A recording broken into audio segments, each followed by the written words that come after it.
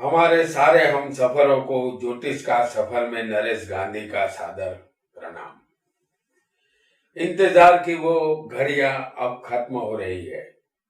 अब हम लाइव आपके समक्ष आएंगे। इस रविवार तारीख 11/10/2020 को शाम 7 बजे रविवार को आपकी समस्या और समाधान हमारे प्रोग्राम के साथ आप हमें लाइव देखना ना भूलें। ये हमारा 177वां एपिसोड है, जिसका नाम है एक ही भूल। अगर हमारी कुंडली में अच्छे योग बने होते हैं तो हमसे अपने जीवन में कोई भी भूल नहीं होती। हम लगातार आगे बढ़ते रहते हैं। अच्छा समय या अच्छे योग या हमारी दशा अच्छी चल रही हो तो हम मिट्टी को हाथ लगा दे तो वह भी सोना बन जाती है। जहाँ तक कोई भी कार्य करता है वह सफल होता है। अगर हमारी कुंडली में बुरे योग ज्यादा होंगे और दशाएं विपरीत ग्रहों की और शत्रु ग्रहों की होगी तो वह हमें जहां बहाकर ले जाएंगे वहां हमें जाना होगा।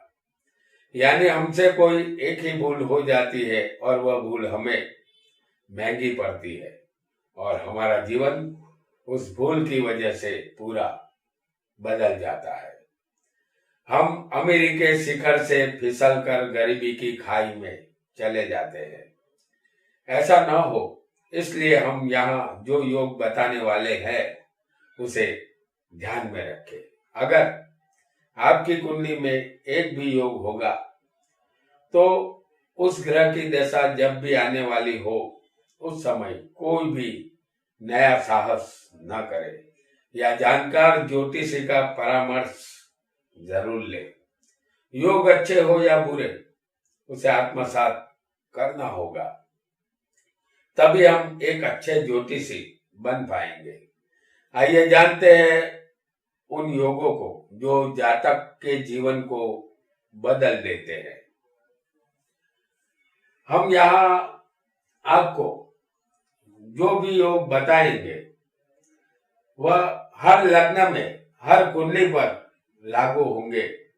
यहाँ हम जो भी लग्न बताएंगे वह उदाहरण लग्न है, ऐसा आपको मानना होगा।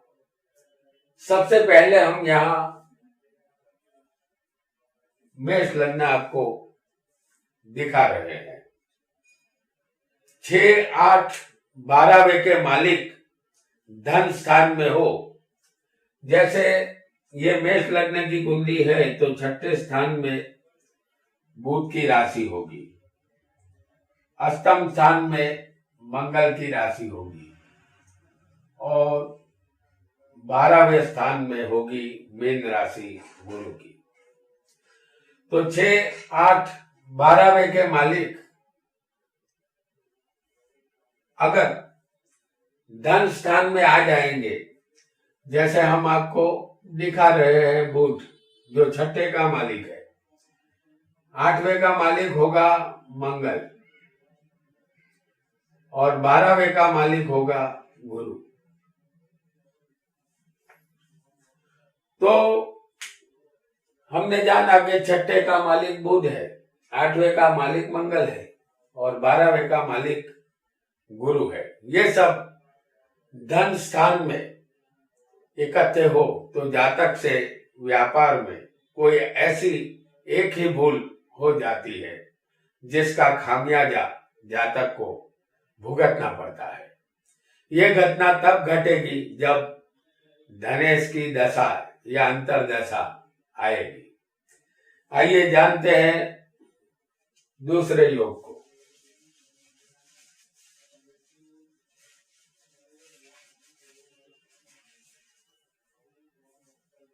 कोई भी लग्न यहां हो सकता है। सूर्य शनि की युति अगर दूसरे स्थान में हो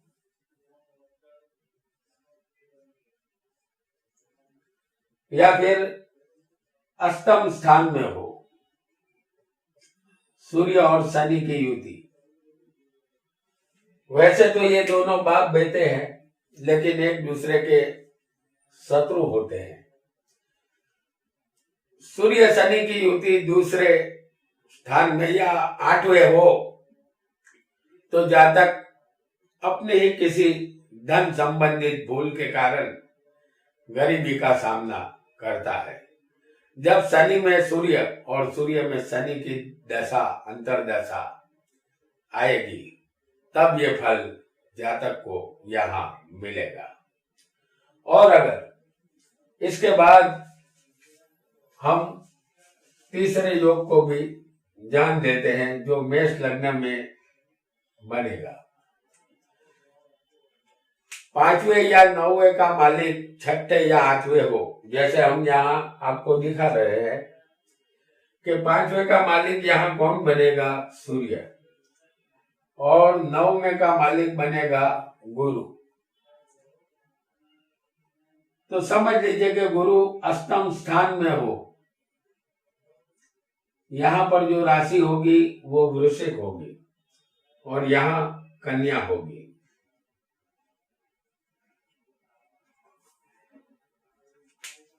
पंचम का मालिक यहाँ सूर्य है, जो 6ठे भी हो सकता है, 8वें भी हो सकता है। और 9वें का मालिक यहाँ गुरु है, जैसे हमने आपको 8वें दिखाया है, लेकिन यही गुरु 6ठे भी हो सकता है।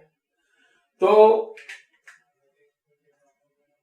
पंचमेश और नवमेश इसके मालिक 6ठे या 8वें हो तो जातक ऊंचाई से गिरकर नीचे आता है। जातक का इकट्ठा किया हुआ धन उसके हाथ से निकल जाता है। तो इस योग को भी अच्छा नहीं माना गया। यहाँ जातक को सावधान रहना होगा और होशियारी पूर्वक पैसों का लेन देन करना होगा। आइए जानते हैं चौथे योग को। कोई भी लग्न हो, अगर सूर्य दूसरे स्थान में हो तो जातक को अपने पिता से धन संपत्ति का वारसा नहीं मिलता, या धन संपत्ति का जातक खुद ही त्याग करता है। इसे हम जातक की बेवकूफी कहे या भूल, लेकिन जातक ऐसी भूल जरूर करता है, क्योंकि सूर्य अगर किसी भी कुंडली में, किसी भी लग्न में अगर दूसरे होगा तो सूर्य उनका पिता है। तो यहाँ पिता का जो वारसा होता है या संपत्ति या धन उसे नहीं मिलता, या वो खुद ही उस धन को त्याग देता है और लेने से इनकार कर देता है। आइए जानते हैं एक और योग को, और ये योग बनेगा वृषभ लग्न में। ये उदाहरण कुंडली हम आपको बता रहे हैं, ये किसी भी कुंडली में ये योग बन सकता है। तो वृषभ लग्न और चौथे के मालिक 12वें हो तो जातक को यहाँ कैसा फल मिलेगा? जैसे यहाँ चौथे का मालिक 12वें होना चाहिए, तो चौथे का मालिक सूर्य होता है।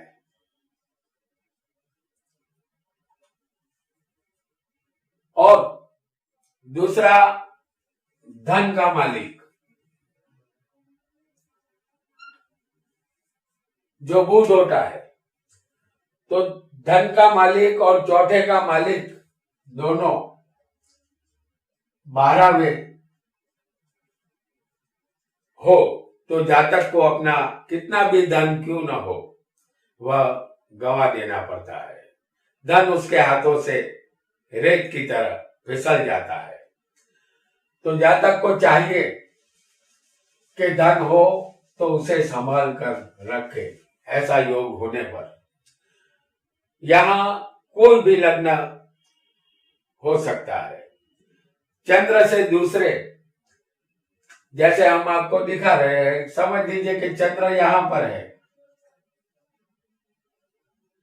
आपका चंद्र कहीं भी हो सकता है, 12 स्थान में कहीं भी, लेकिन उससे दूसरे स्थान में अगर राहु होगा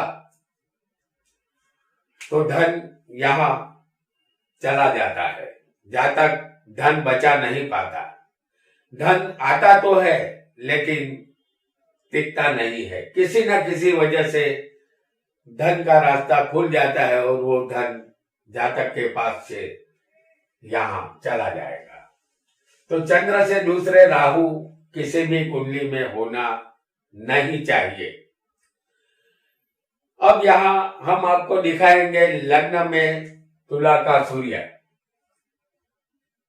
ये तुला लग्न की कुंडली है और अगर इसमें सूर्य होगा किसी भी जातक को, तुला लग्न में अगर सूर्य यहां किसी भी जातक को होगा तो ये सूर्य यहां नीच का बनता है। अगर ऐसा नीच का सूर्य किसी को भी तुला में हो तो जातक अपने जीवन में गरीबी, एक बार गरीबी का दर्शन जरूर करता है। अगर ये गरीबी बचपन में एक बार आ चुकी हो तो दोबारा गरीबी यहाँ नहीं आएगी, लेकिन जीवन में एक बार गरीबी का दर्शन जातक को जरूर करना होगा। आइए आगे बढ़ते हैं। कोई भी लग्न यहाँ हो सकता है। 10वें का मालिक तीसरे हो, जैसे हम यहाँ आपको एग्जाम्पल के तौर पर लग्न दिखा रहे हैं, मेष लग्न। तो 10वें का मालिक यहां कौन बनेगा? शनि। तो ये शनि तीसरे बैठा होगा। या आपकी कुंडली में कोई भी लग्न हो सकता है, अगर 10वें का मालिक जो भी बनेगा वो तीसरे आएगा तो राजाओं के शानदार मुकुट यहां धूल में मिल जाते हैं। सत्ता, धन, संपत्ति सब कुछ चला जाता है। उनके पास कुछ भी नहीं रहेगा। ऐसा एक समय उनके जीवन में जरूर आएगा। आइए आगे बढ़ते हैं और एक नए योग को जानेंगे। मेष लग्न, हम यहाँ मेष लग्न की कुंडली आपको बनाकर दिखा रहे हैं। मेष लग्न और दूसरे का मालिक शुक्र और 12वें के मालिक यहाँ बनेंगे गुरु, यानी कि यहाँ मीन राशि आएगी और दूसरे का मालिक बनेगा शुक्र। तो दूसरे का मालिक शुक्र और 12वें के मालिक गुरु का यहाँ अगर परिवर्तन योग हो, जैसे हम आपको दिखा रहे हैं कि 12वें यहाँ शुक्र होगा और गुरु होगा दूसरे स्थान में, तो गुरु शुक्र के घर में गुरु शुक्र के घर में चला गया है और शुक्र गुरु के घर में, माफ कीजिएगा ये बराबर ही है, गुरु शुक्र के घर में आया और शुक्र गुरु के घर में आ चुका है। इसे कहते हैं परिवर्तन योग। तो ऐसा योग अगर किसी की भी कुंडली में बनता है तो जातक का धन चला जाता है। चाहकर भी जातक नुकसानी से बच नहीं पाता, क्योंकि 12वां स्थान खर्चे का है और दूसरा स्थान धन का है।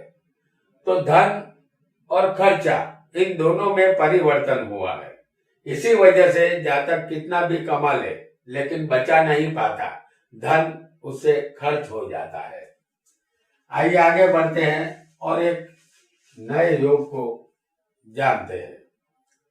यहाँ फिर एक बार हम आपको मेष लग्न की कुंडली दिखा रहे हैं। मेष लग्न हो और 12वें का मालिक गुरु किसी भी स्थान में, समझ लीजिए कि 12वें का मालिक बनेगा गुरु वो किसी भी स्थान में बैठा हो सकता है और वो गुरु उच्च का बलवान होना चाहिए।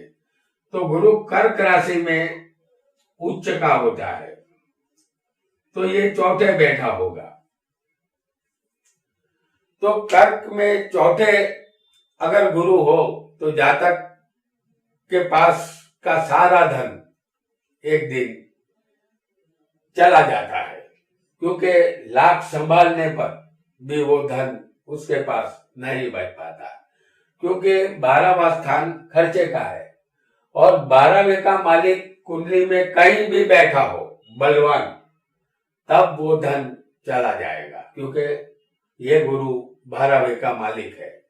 आइए आगे बढ़ते हैं और एक नए योग को जानते हैं। जैसे कुंभ लग्न हो, हम यहाँ आपके सामने कुंभ लग्न की कुंडली बना रहे हैं।